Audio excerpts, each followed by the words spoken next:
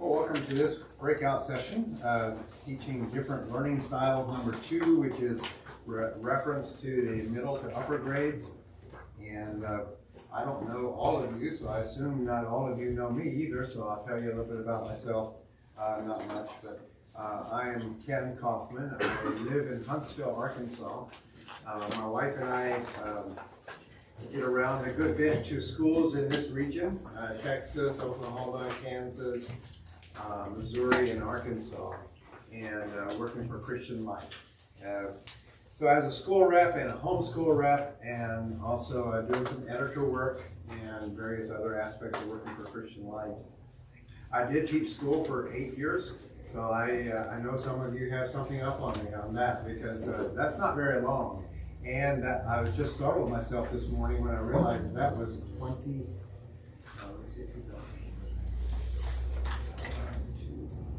years ago.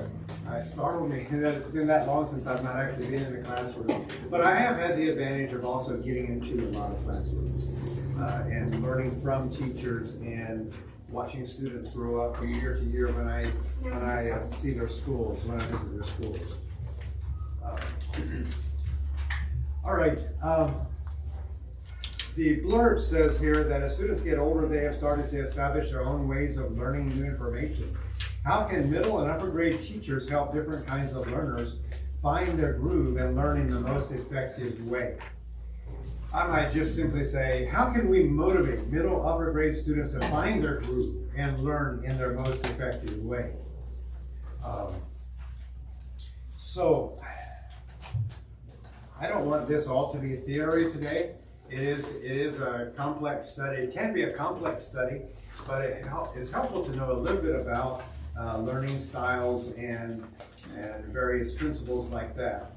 So we don't want it to be very complex. We just want to share some basic principles and ideas that will help your students to learn effectively. And some of these ideas I'd like to come from you, okay? To share with each other as we harvest ideas and things that work for you. Share your ideas. So I've been thinking, I think we'll focus on the 7th grade.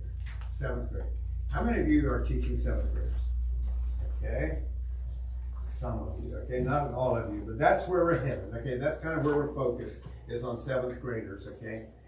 One reason I chose 7th graders is because I remember my 7th year as a student. I remember some things about that year, and I felt tremendously vulnerable that year. And that's the word that kept coming back to me a lot as I considered this assignment. It's a very vulnerable year. It's a year, the 7th graders are in a very vulnerable stage of life. They're establishing values, and they're beginning to wake up in a different world.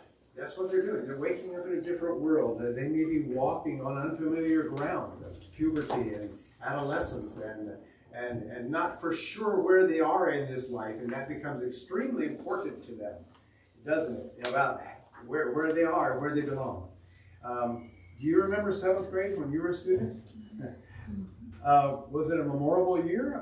What was about? How did you feel about life? How did you feel about life itself?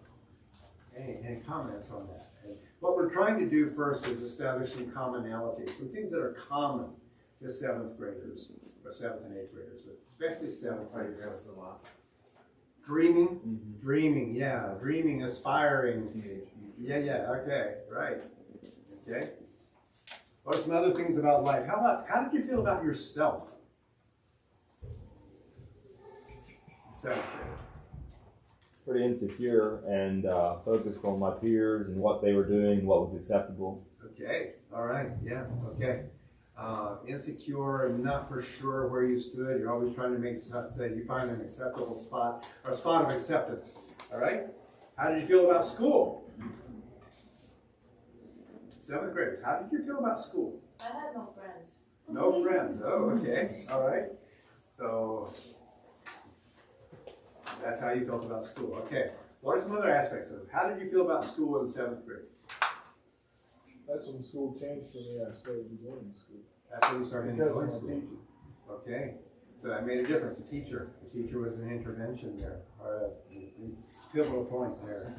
Yeah, well, school, seventh grade, I have certain memories. I don't remember a lot about seventh grade for some reason, and one reason I don't is because I did not appreciate my teacher.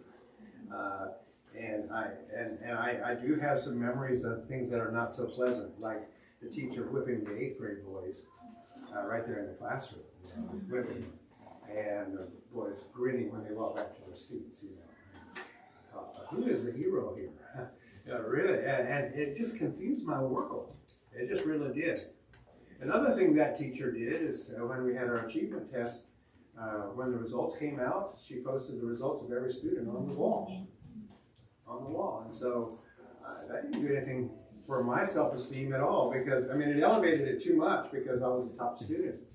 And I just want to make sure everybody saw that achievement test result, okay? You know? Another thing I do remember is that that's about when the girls started to look pretty good. Prior to that, you know, we were arch enemies. I mean, it was like, yeah, nothing. Seventh grade, all of a sudden, some things start changing there. All right? The seventh graders have a particular response to authority in general. Okay, we're just painting a broad stroke here, with a broad stroke here. Seventh graders have a particular, they want to be reasoned with rather than bossed. They want to be challenged rather than forced, and things like that. So, vulnerable. That's the word I want you to remember, okay? The seventh graders are vulnerable. And in some ways, this creates a unique challenge for the teacher of seventh graders. So, the first thing I have there is don't belabor the differences necessarily. We're going to take a look at what are some, how can we understand seventh graders? Seeking first to find commonality, common characteristics. We want to seek to understand your class, okay? That's what we want to think about, is your class in general. So, physical characteristics of seventh graders. What are some physical characteristics of seventh graders? What's happening in seventh graders? Physical characteristics.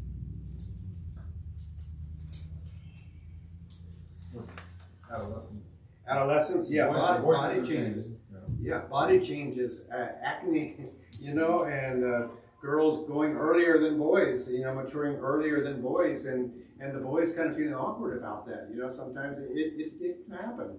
It make them accelerated growth, so fast growth sometimes that they become clumsy. Yeah, overnight, just, you know, a foot taller. It seems like, you know. Or you have small boys and tall girls. Yeah, that's right. Yeah, that's the way it is often in seventh grade, and it makes the boys feel self-conscious, but the girls too.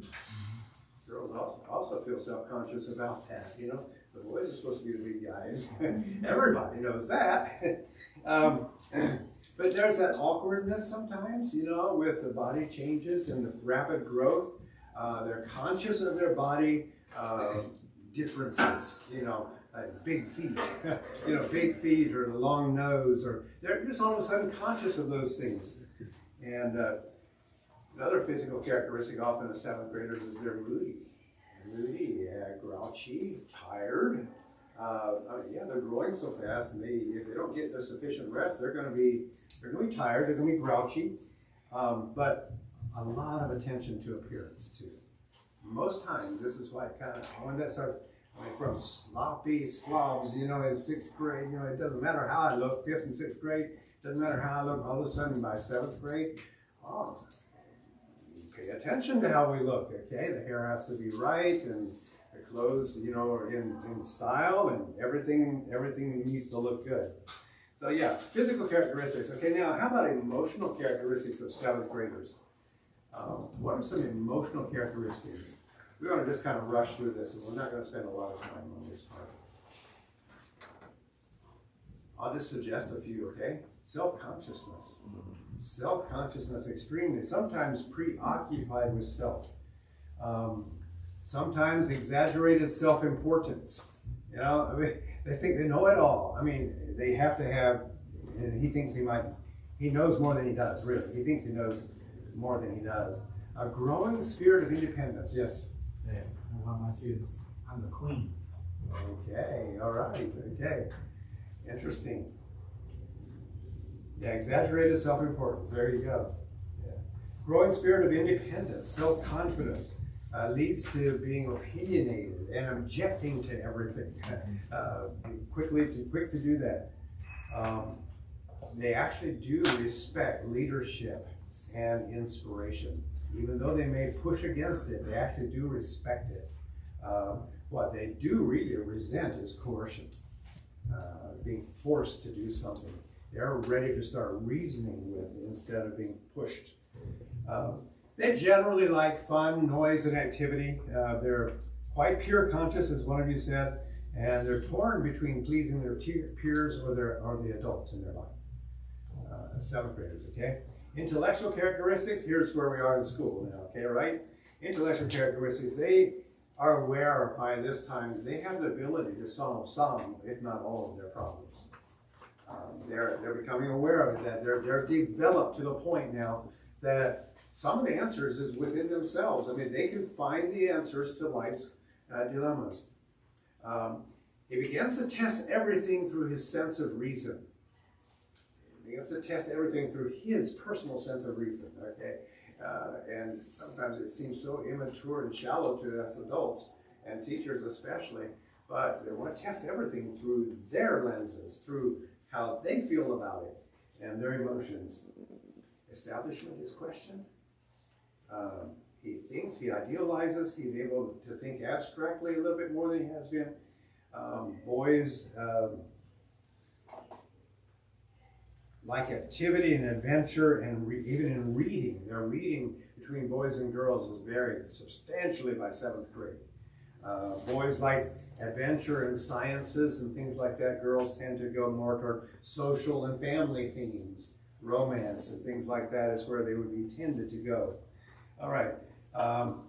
That's also talking about social characteristics. Think now especially, though, about spiritual characteristics. What is happening spiritually to a typical 7th grader?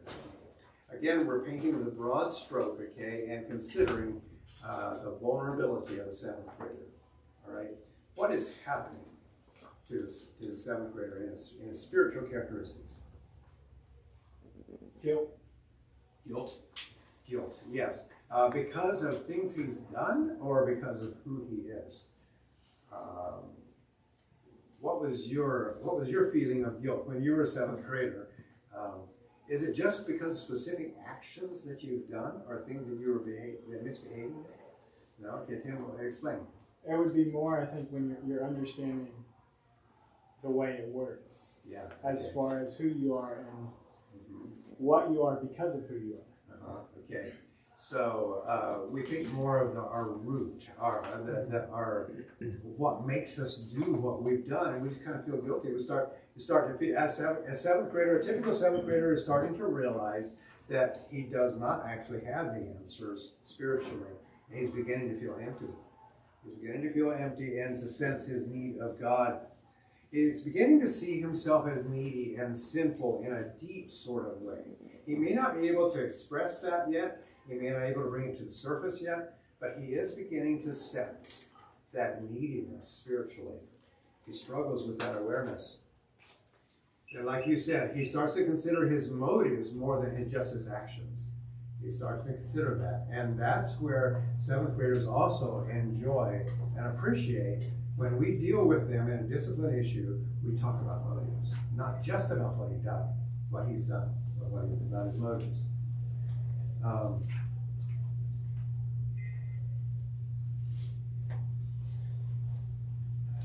Their misbehavior may actually be an indication of an inward struggle. Their misbehaviors may be an indication of an inward struggle. We need to recognize that the spiritual characteristics of 7th graders. All right, any other thoughts? Just commonalities. Commonalities about 7th and 8th graders are particularly what we're talking about in 7th grade. More thoughts, more input. What was your experience? What are some things you'd like to enlarge on? Anything like that?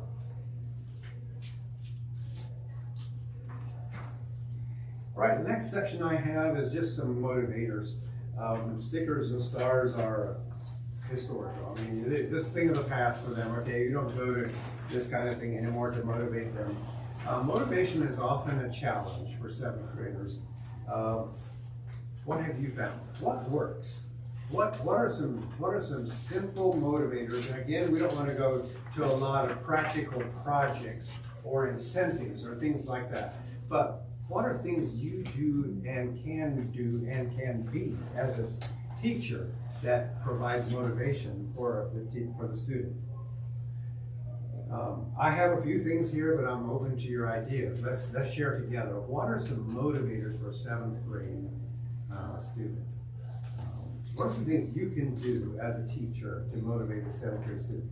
Partly, okay, because all the physical changes, the emotional and spiritual changes that are going on in their lives, motivation for school is often a diminished thing sometimes. Sometimes it is, like you said, when you begin to like school, actually, because you start to realize that you have something, that you can learn, and it's starting to be enriching.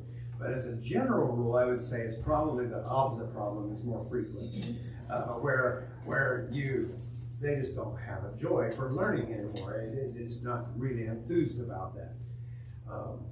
What can we do? And I know this is not yet talking about learning styles, but we're leading there, okay? We're leading to that point. What are some effective motivators for that age student?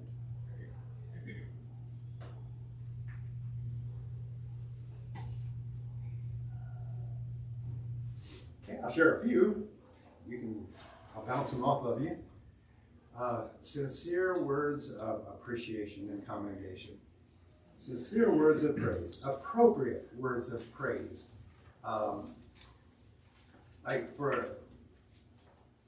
You want to recognize the character quality that produced the result and not just the result, okay? You want to recognize their hard work, their diligence, their commitment, instead of just the grade, or just the result.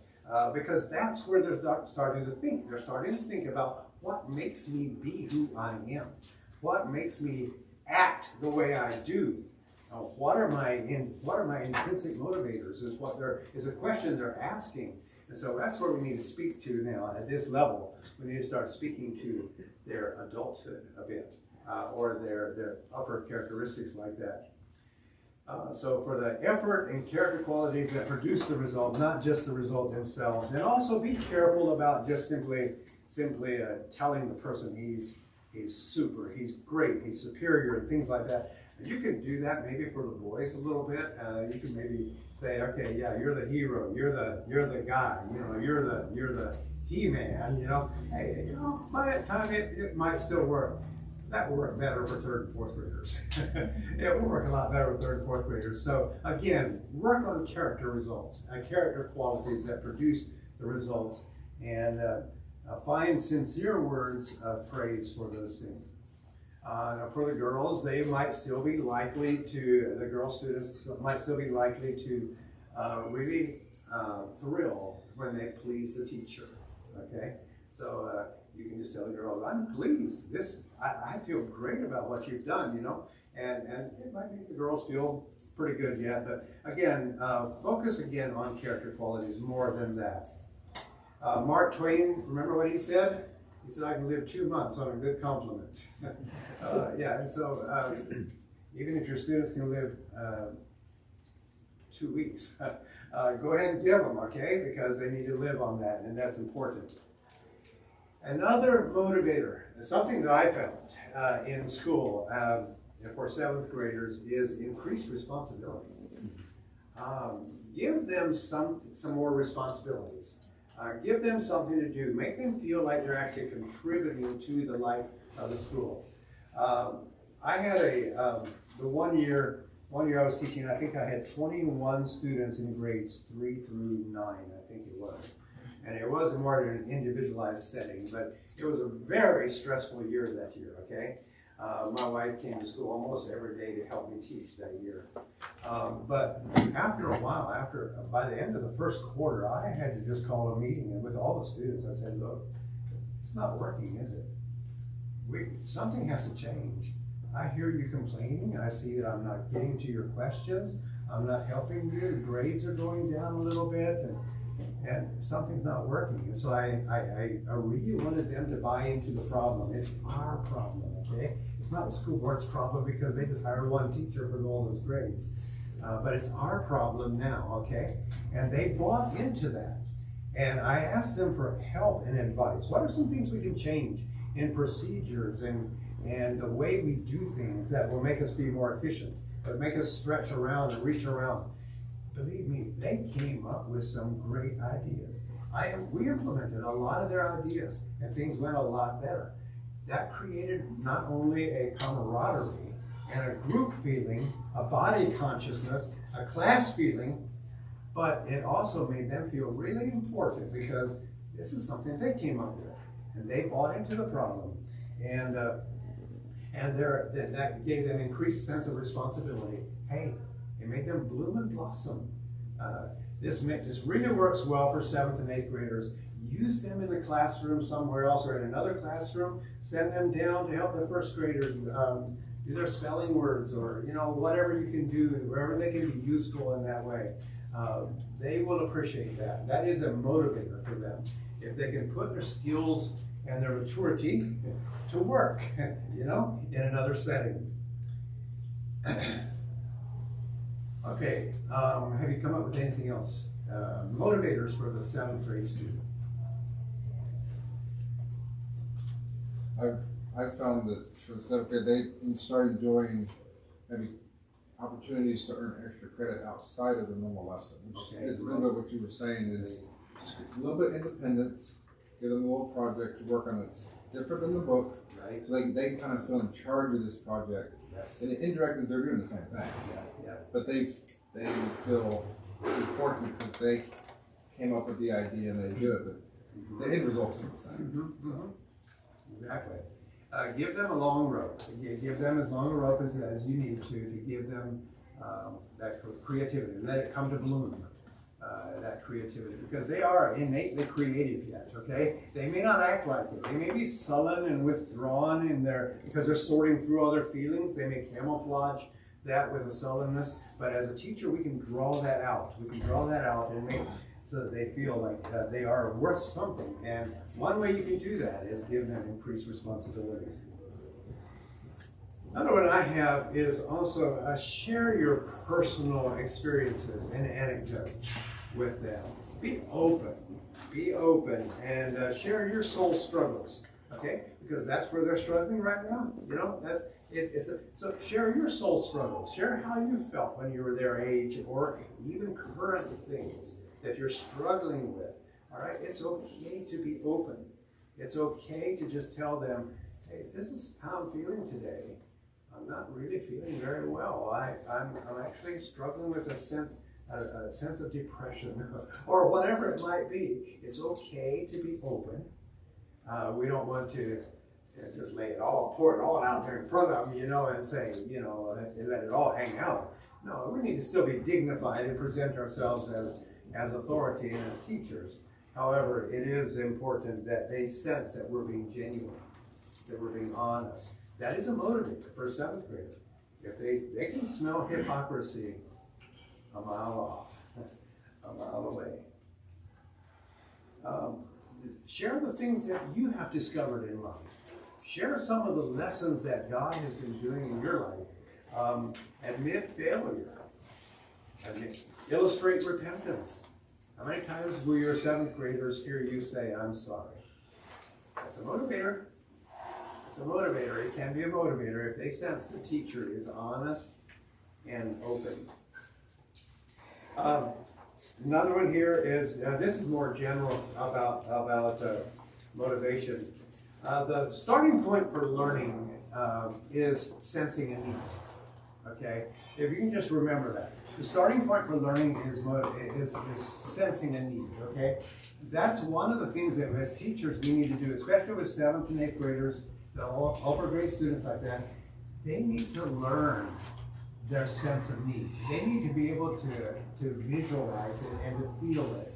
And then they will accept what you proffer as something that will meet that need. Okay? So The teacher recognizes the need. He wisely makes the student aware of his need, helps the student to recognize his need. When the student recognizes his need, he will then give attention to the things that he senses will meet that need. All right, that's philosophical. I know that's philosophical, but that is so important. If you can remember that, part of our job as teachers is to help create a need, a sense of need. You really do need this. We do need this in life, okay? And to create that sense of need. And then they will pay attention to the things that they think will satisfy that need.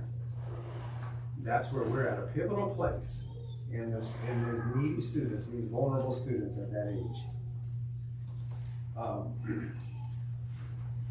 Another thing is be as practical as possible. Seventh graders enjoy practical. I mean, they're starting to begin to think abstractly. Yes, they are. They're able to develop abstract concepts, and they'll debate on abstract concepts. They can do that quite well sometimes, but they still appreciate practicality too. So make their education and their time in your classroom as practical as possible. And then another thing, another motivator too for seventh graders, I would like to just suggest is respect. Just to respect them. Respect reciprocates. See each student as a well-designed individual. See each student as a well-designed individual. Regard them as special. Love them. Respect them as male and female. And respect their uniqueness in learning styles and patterns. That is, now we're set to go into the learning styles, okay? What I felt like it was important enough, though, to talk about motivation a little bit. But again, if you'll remember, most of these motivator factors that we talked about are not necessarily projects. It's more our bearing, our attitudes, and our behaviors in the classroom as teachers that will reciprocate into motivation for students. But yes, respect their uniqueness in learning styles and patterns. Okay, although there are many commonalities, every student is a unique individual. Learn to know them individually. Study your students. Study your students and see what makes them tick and figure out what makes it stick. Remember that you have a class, but the class is made up of individuals. You have a person here. He's not just a student, but he's a person made in the image of God. He is more than a head, he is also a heart. We could talk about different learning patterns like concrete and abstract or random sequential. But I think we're going to just be focusing more on the three major learning styles a little bit more here. But concrete and abstract, that's a very interesting study. If you want to go there, I encourage you to research that and figure out which students, why they come up with some of those most random thoughts sometimes. Others just say, that doesn't make a bit of sense because that's not where we were going. That's not what we were talking about, you know. They're more of a sequential learner, okay? Those students that don't make sense of the abstract student are more of a sequential, concrete student and learners. That's a very interesting study in itself. All right, I'm going to do here a little test now, okay? I'm going to say a word, and then I want you to respond to 3 questions, okay? And we'll see if it gives you any clue into how people think and learning styles, okay? The word is cat. Cat. Now, you heard me say cat, right? Okay. Did you picture a cat in your mind? Okay. Or did you say the word cat to yourself? Okay. Did you think about being with a cat? Hearing its purring or stroking its fur? Most of you would not. Okay. But the idea is visual, abstract, visual, auditory, kinesthetic, tactile, okay? If you pictured a cat in your mind, right, as soon as you heard the word cat, you pictured it in your mind, you're probably a visual learner. Very likely you're more inclined toward visual processing. And if you said the word cat to yourself, or you heard yourself saying it, you're probably an auditory learner, okay? If you pictured a cat, or you felt yourself being with a cat, or doing something to a cat, okay, you may be a kinesthetic tactile learner, okay? All right, so you kind of see the ideas now, okay? And I first began to be aware of this after, I think it was my 4th or 5th year of teaching. I heard about this. I heard about learning styles, and I was intrigued because I was having some students that were really struggling. And one student's name was Joanna. I think she was in 7th grade that year. And she struggled all her years. I think actually she was in 6th grade. But she struggled all her years. She was mature for her age as far as her basic reasoning, and she was very, very nice girl, very nice girl. But she couldn't read. I mean, she couldn't really get anything from reading, okay? And so I decided to test her one day, and I wrote up a scene, like a farmhouse scene or a farm scene or something like that. I wrote it all out, and I asked her to read it. And just read it quietly, without saying, just read it quietly. And then I asked her questions to test her comprehension of that scene, whether she pictured it at all. And I kept probing. She had no idea. She had no picture of that in her mind at all, right? And then I decided I'm going to do the same thing with a little bit of a different scene, but I'm going to read it to her, right? So I did the same thing with her. I read it to her, and then I asked her to say what she saw in her mind, and if she could tell me all these details. She almost verbatim. She could give it back to me almost verbatim. I mean, it was so intriguing to me, and that transformed my style of teaching for Joanna. I really tried to do much more auditory work after that, because that's how she best learned. She could not learn very well by visual. And so that's what we're going to do next is go over this learning style inventory here. I think we have time for this. Go ahead and fill that out. Just 14 questions. Go ahead and fill it out. And then we want to talk about the different commonalities of learning styles. Yeah, here. Everybody have one? You got some more here? Yes. Need some more. Anybody else? Okay. Circle the letter before the statement that best describes you. We're going to end up doing a poll here, okay? And I'm especially interested in the teachers that will be doing the poll.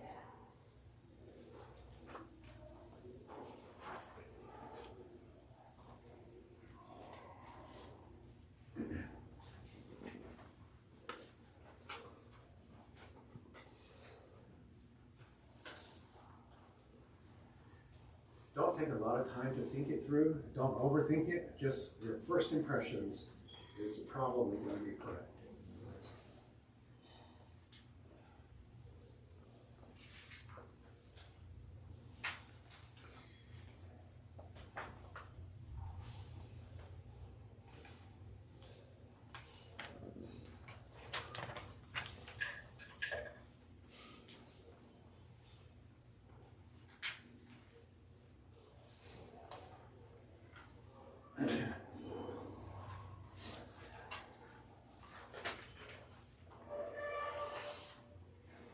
And you have the scoring instructions, so go ahead and put your numbers in there for visual, auditory, and kinesthetic.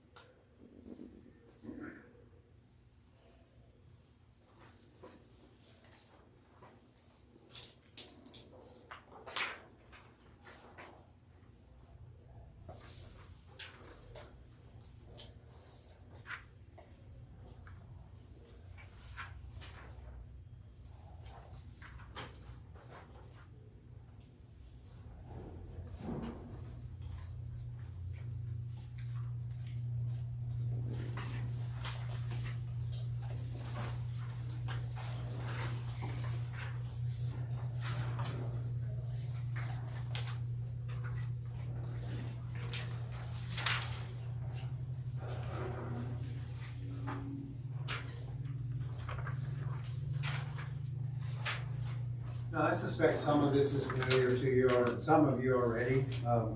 This is something that's fascinated me for years already, and I really enjoy talking about this and helping teachers to know their students. But are we finished enough that we can do a poll here? Unless there's a few more. Go ahead and finish working there. The 3 learning styles, visual, auditory, and kinesthetic/tactile, have to do with the visual pathway for learning, as well as auditory pathway for learning, and the kinesthetic tactile is touch and movement. Kinesthetic is movement, and tactile is touch or feel. All learning, is it true that all learning takes place through our 5 senses? It really is. It really is. All learning takes, but mostly 3, okay? And this is the 3 that we're focusing on here, the 3 senses, 3 of the 5 senses. Okay.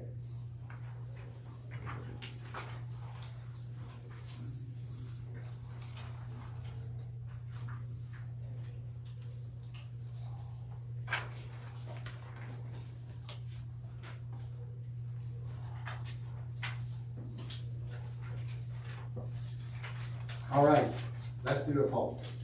Okay, I think there's 32 of you in here, and so we're going to see if the percentages come out to national standards, national norms. Okay, let's see how we do here.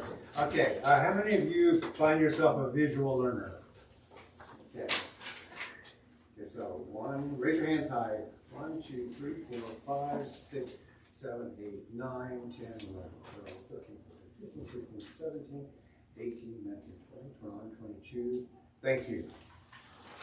22 out of 32, what's that percentage? 68, maybe. I don't know. Wild guess. Okay. 69%. 69. Okay, yeah, you're very close. Good. How many of you are auditory learners? 1, 2. Okay. How many of you are kinesthetic tactile learners? 1, 2, 3. Okay. Interesting, but very common. Okay. 65% of your students are going to be visual learners, and that's about where we are as teachers. But I find almost consistently every year when I do teacher trainings, we do these polls. I find consistently that most teachers are a higher percentage visual than the national norm, or the norm, okay? So most times it's going to be 70 to 75% visual. And now, what are the implications of this? If most teachers are visual teachers, visual learners, what are the implications for their teaching? Right, that's how they're going to teach. That's how they're going to teach. Now, what might that mean? What difference might that make in their teaching? Visual learners will learn better. Okay, yeah. In other words, they'll just do more visual things, okay, because that's the way they're accustomed to teaching. And so they're appealing to one segment of their class, okay?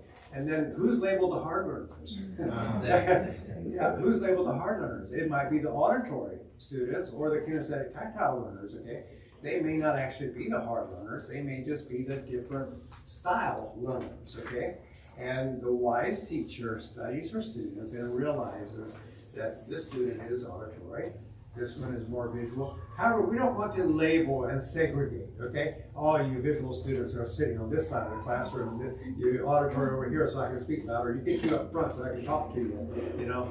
We don't want to do things like that, but we do know our students, we should know our students well enough that we speak across, or we deal across the spectrum, all right? And so that is very helpful when you can understand some of that.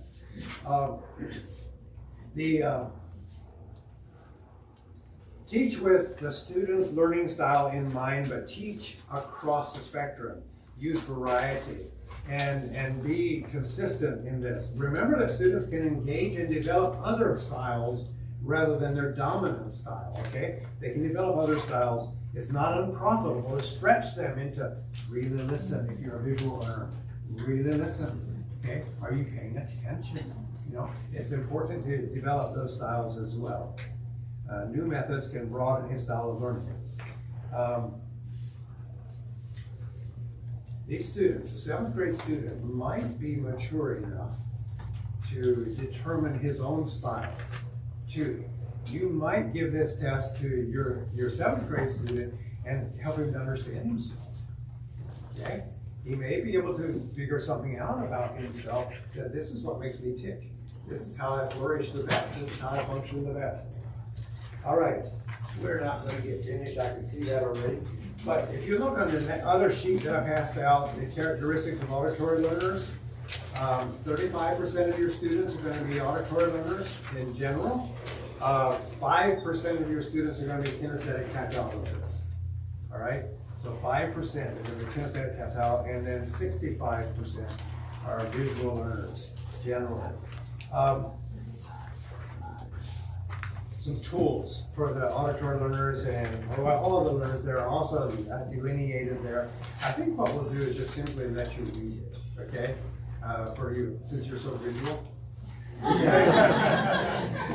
let you read it and discover these things about your visual learners and your auditory learners and all those like that. But the key point is to utilize all these resources that you have. Move around when you teach. Move around so your visual learners can see movement. And your kinesthetic tactile learners appreciate that, okay?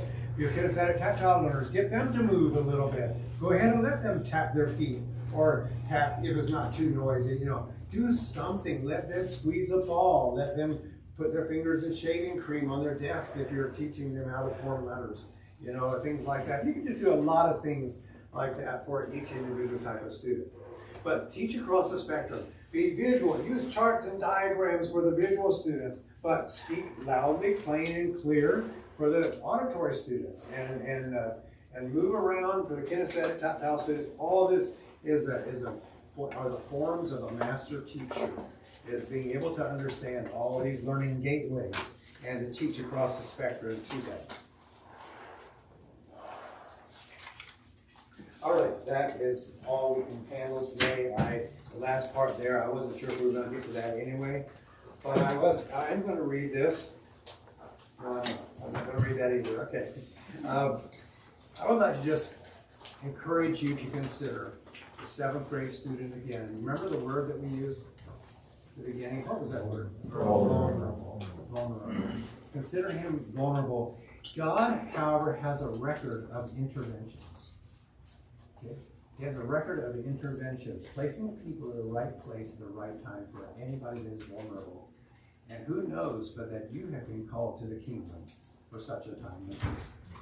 Interventions, okay? And I know we scattered out a broad ways from the learning styles, particularly. But I feel like we do need to understand this point that who knows whether you have come to the kingdom for such a time as this. God help you and help you to help your students to learn in the best way possible. And part of that is motivation. Part of that is learning to know them and their learning styles and teaching across the spectrum to that. All right, thank you.